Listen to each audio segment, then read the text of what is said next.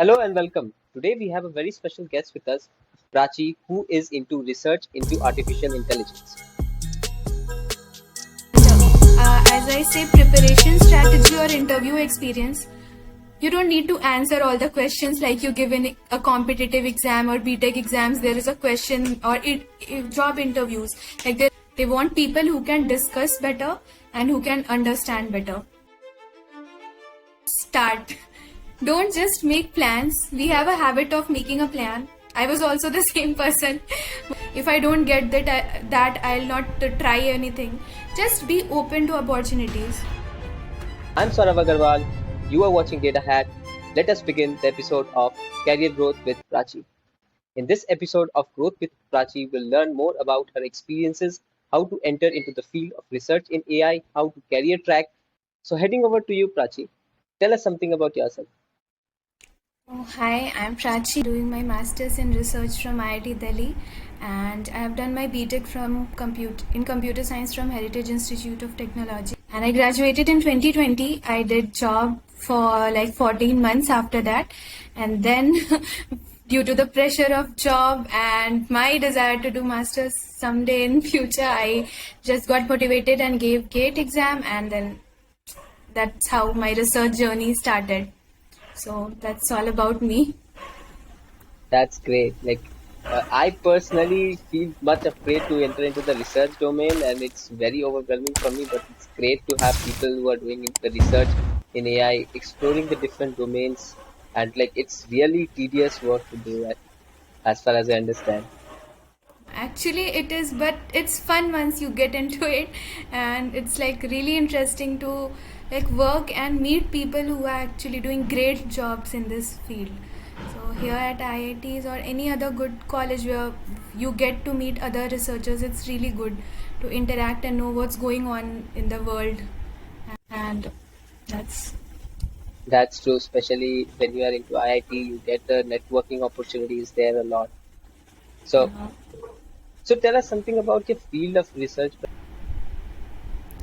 So basically, I am working in machine learning, and in that I am working with multimodality and a bit around explainability. So in layman's term, if I say, so multimodality means dealing with data coming from different modalities.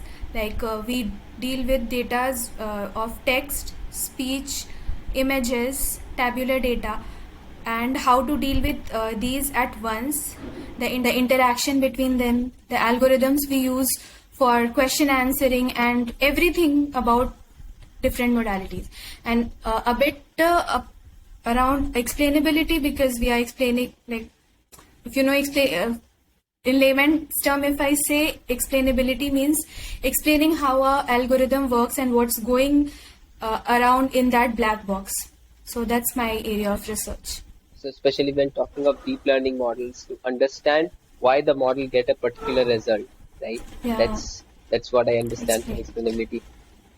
So when we talk with multimodality, can you cite certain examples that we see around, like where we have multimodal use case? There are a lot of examples, like you see video captioning. We have videos and text there.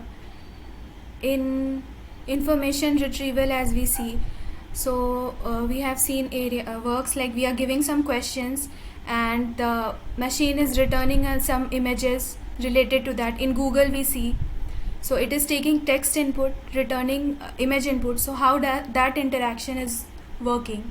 So there are several works in this field. Also it is divided in question answering and in information retrieval and video captioning, like I said.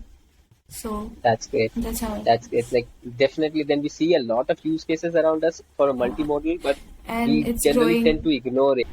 Yeah, we So don't. like thinking of it, like I sense now somehow like autonomous driving car is also kind of an example of multimodal. Is it true? Yeah, you can say that multimodality is everywhere. Like Yeah, in like every primarily. field, you can see we cannot work in a single modality at this point of time. Okay. We have data from all modalities and modes, so it's actually everywhere now. just like a human being, we have six different senses which gets combined. So that's a multimodal example as well. And that's what we are trying to do. We are trying to make machine replicate our brains. So we are going to that stage where we will be working with all the senses together. That's great. That's incredible. So talking of this multimodality and explainability, like there might be a lot of challenges that you face that you come across. So could you tell us something about those? So, if I say from the beginning, if I say the most important thing to start research is like learn and unlearn certain things. We have to change the way we have been learning till our college, BTech or schools. We used to just learn things and give the exams and forget. But here we have to understand everything in depth. So starting with this area, you should be maths and statistics are the key. You should be good at that. And the challenges we face in any of the machine learning things is firstly the data, how to retrieve that, from where you can get machines and GPUs, like we get lots of data, and for processing them, especially image, if we are dealing with image data set, and in multimodality we have to deal with different type of data set that will take a lot of space, and computation cost will be very high. So the resources is a challenge when you are fully into the research. I have just started, so these are not the problems which I'm facing till now, but as a beginner's level I can say you have to understanding things is important, and the solution for that is read as many research papers you can, interact with your guide, take help from them, ask questions. This is the most important thing, and ask relevant questions. Don't shy out in asking questions. When I started, I was really afraid how to talk to people who know a lot more than me, but my guide also advised me, and that was the thing. That is the thing that changed, made things easier for me, is asking questions. Even if it is a silly one, just ask questions from everyone. They want to actually answer. People even who are doing who are senior PhD students or professors, they actually want to help you, but you just have to initiate and ask. So that's the challenges of the Yeah, solution. especially when people go ahead and try to ask questions, I think they should first go back and try to read materials around it and understand where exactly they are facing the problem. Even I get various queries, people asking what is machine learning. I mean, like you need to get Yeah. into the depth of it and first try to understand what challenges you're facing, where exactly Yes. do you want to seek help, right? I think that would definitely be one of the challenges. Even Yeah. people into So research, that's they're yeah. So that's right, the first thing that I said. You have to learn and unlearn a lot of things. You have right. to just go in depth and just try to understand by your own. And the answer which I gave, like asking questions, is once you enter research, once you are working under someone, you have to ask. But if you are starting with yourself, firstly try to explore what are the things you can do, and why is anything happening. So yeah, you have to get into in depth of everything and learn on your own first. And then yes, asking question is always important. Yeah, and from a beginner standpoint, even going through a research paper is difficult, right? Understanding Yeah, the it's various very concepts, difficult. mathematical terminology. So, what is your approach when you first see a new research paper or you get new topic as such? So I'm also learning how to read a research paper till now. But yeah, first go through the abstract part. What is the paper saying? What is the motivation behind that paper? And like once you start reading, you'll get to know there are many things which are just not necessary, which is written in the paper. So firstly, at first, just go through the paper once. Don't just dive in. Every paper is not good, not important. That you'll get to know once you get the habit and read a lot of papers. So just read abstract. If is that relevant also or not? Start with some standard papers which has many citations, and which good citations, like a number of citations they have, and which has an impact. So after going through the citations only, you will get to know about many other papers which are relevant in that field. And yeah, Just go through the abstract motivation, see the outputs that are generated, results. Are the result even relevant, and how far is it from the state of art results?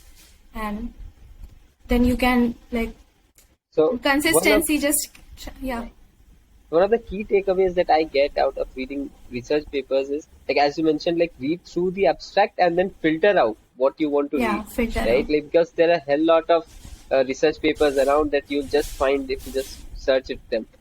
And definitely, like I'll try to apply this. Earlier, I used to just get a research paper and read it whole, but yeah, now I understand like we should filter them as much as possible and then select the best ones that we find. I think Arxiv is one of the platforms where we could find research papers easily open source. Is there any other platform that you use or that is kind of open and free to use? Actually, I'm not very sure because we use college Wi-Fi, and for us Okay. every paper is open only. So I'm not very sure about that. Okay. So, yeah, so one of them is Archive. Definitely, I personally use Archive whenever I have to look up for a paper. The other one was ACM when I was part of like in my graduation where I had access to the ACM membership. So there I had access to the ACM papers, but now that's a paid thing. Yeah, so Archive is Yeah. definitely one of the go-to places. Right.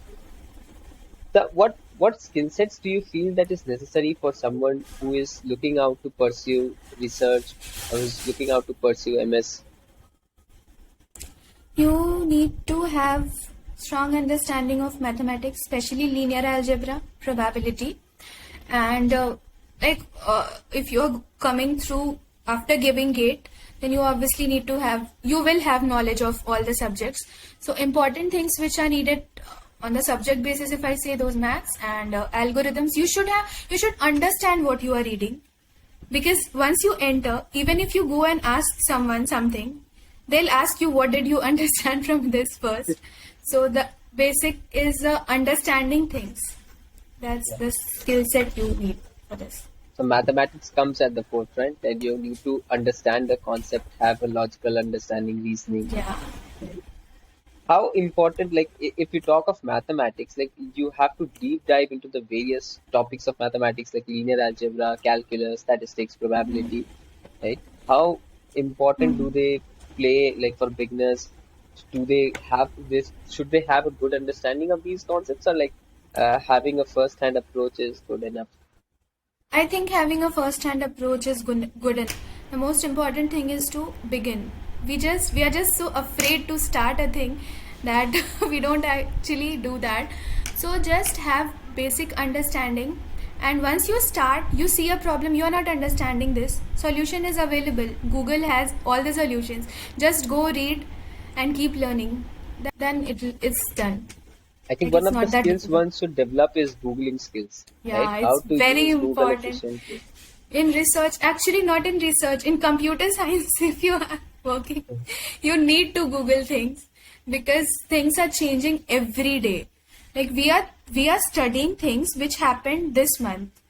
We are reading papers which happened last month.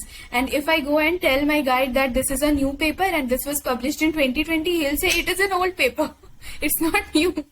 So 1 year makes a big difference. Things are changing drastically, and you will get to know only by Googling. New concepts are coming that no one can teach you. Even the professors and PhD people don't know. You'll have to learn on your own. So Google is the solution. So listen, listeners, you must definitely learn how to Google, right? No one is going to teach you, neither I, neither Prachi, no one is going to help you out there. Just go ahead, Google how to Google.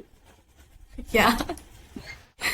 Okay, so going ahead, like Prachi, could you tell us what is the underlying difference between an MS program and an MTech program? Yes, this is the most asked question. Even I didn't know when I gave the GATE exam. So basically, MS is research based, as you know by name, Masters in Research. So here I can say from IIT Delhi point of view, and also I think it's the same for most of the IITs and ISC. So we have to complete some credits. I think it's 60 credits. In research, 2/3 of the credit is for research work, and one third is for doing courses. Like we have to do complete 15 to 20 credits by doing courses that needs to be completed in 2 semesters. And these courses we are very open to choose any course we want. We'll have to choose a guide in the first 1 or 2 months, and then guide will help you in everything. The most important part in research is choosing a good guide. Then your life is half sorted. So they'll guide you which your problem statement that you may have to decide. Sometimes even the guide gives you the problem statement, you just have to research, and they'll suggest you the courses relevant to your research areas, and you don't have to, like, there is no nothing fixed like you have to do this particular set of courses, then only you will get credits. You can do interdisciplinary courses also, which are offered by other departments. And yeah, that's about MS. It's basically a mini PhD, which, and it is not time bound. Like we have at least like people usually take 2 to 3 years to complete. In most cases 2.5 years it takes. But the MTech, on the other hand, it's structured course. It's more like BTech. You have to complete your MTech in 4 semesters. You have to complete 2/3 of your courses by 2/3 of your credits by doing courses, and only 1/3 by doing some project under some professor. And yeah, you can sit in placements. Mostly in research, placement is also a thing. People are afraid, like, if you are not going to sit for placements, or you're not going to get placements. But things are changing drastically in India. There are many research roles opening, and people actually want researchers to work in their companies.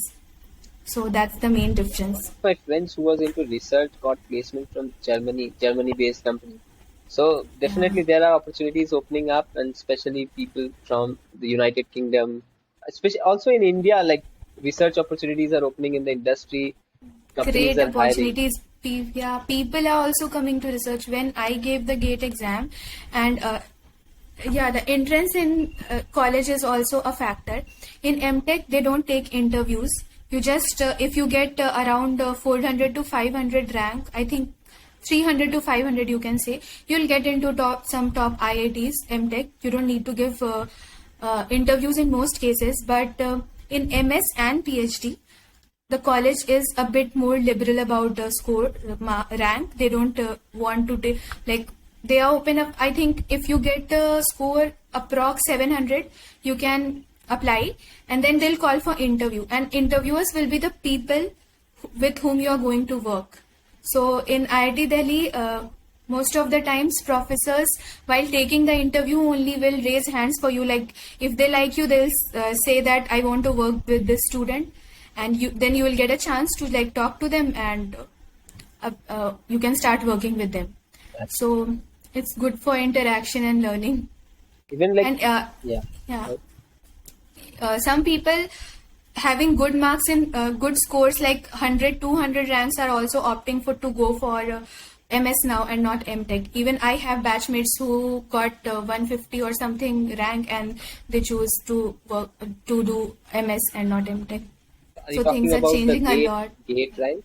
GATE, yeah, GATE rank. If you are going through GATE, there are also other ways to do MS or PhD. So So if you're coming, what are yeah. some of these other ways, if you could just repeat it? If you are coming, I think there is one thing called part-time PhD and MS, which is there in IIT Delhi. So I think you need some work experience for that, and you need to have some relevant projects. And if you are from some centrally funded universities or IITs, then also I think they don't see the GATE score for research things like PhD and MS. Okay. So you can apply using that. So that's great. That's really interesting, right?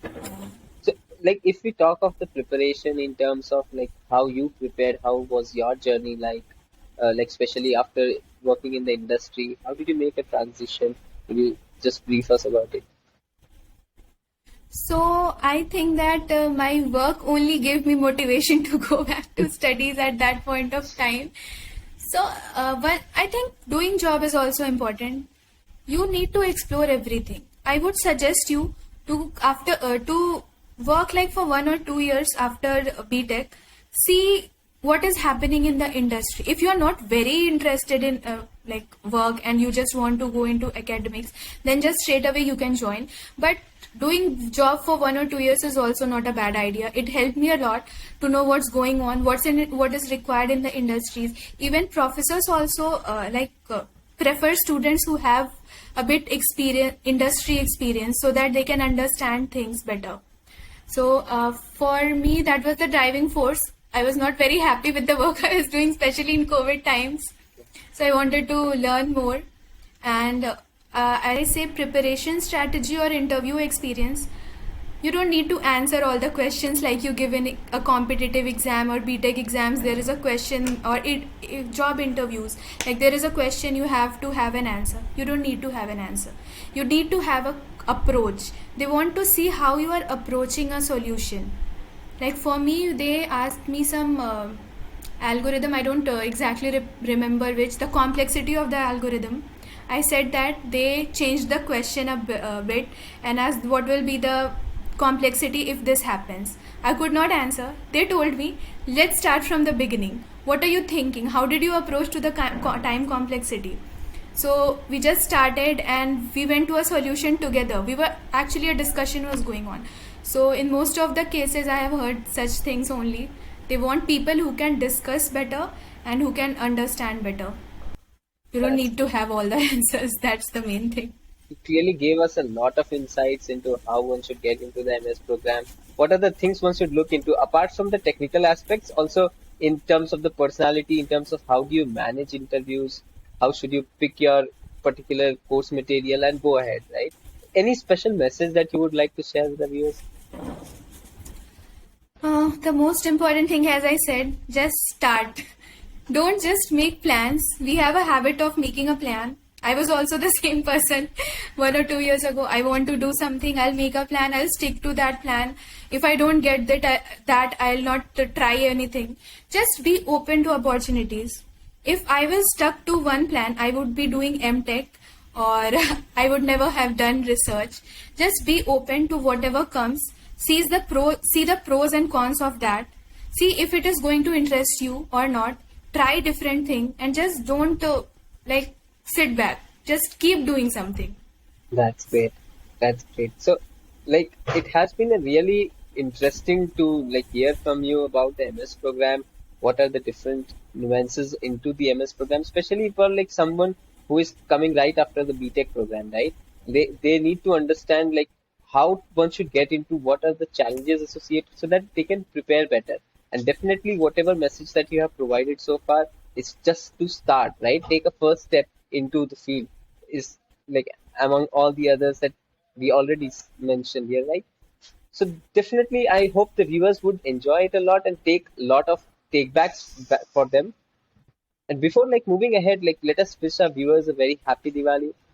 Yeah, happy Diwali to all the viewers. Safe Diwali, stay safe, enjoy the festivals, and do good in whatever you are doing. Happy Diwali to you too, Prachi. Enjoy back, Happy though Diwali, you Sarah. could not go home this time, but stay with the friends, enjoy with the professors, and we'll definitely Sure. like to learn more about you. Would you like to share your LinkedIn profile with the viewers? We can add that in the description so that they can get back to you for any queries.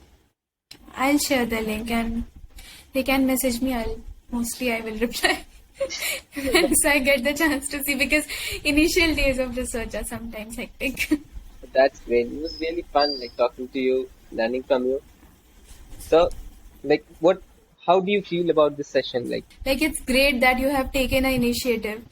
We didn't get the chance when we were in BTech. There was no one to guide us, but you are doing a great job that you're guiding students, and just you don't have to go to a master's program. Yes, that is structured. That is a thing that will put a pressure on you to complete your degree. But that's not very necessary at this time, because they can learn anything. You are providing online resources and videos, and you can just start from anywhere. And I have seen people who have not joined any program or don't have that master's degree, still they are doing great. That's right. People can take an example from you. Thank you So much for that's such great. kind words. So definitely, I believe that structured programs does provide you a more guided approach into how you should solve a problem. Yeah. Online resources are available everywhere, but it's just as we said, right? we don't know how to filter it Yeah, out. that needs motivation. You need motivation to read on your own. Yes, If you are already motivated, then you can use those resources and still get very good results. that's true. That's absolutely true. Like motivation, like people, even I lack motivation at Motivation times. and pressure. Like Actually, pressure. if someone is not bombarding you to do something, you just feel like, okay, Yeah. let's leave it. Let's see it sometime later.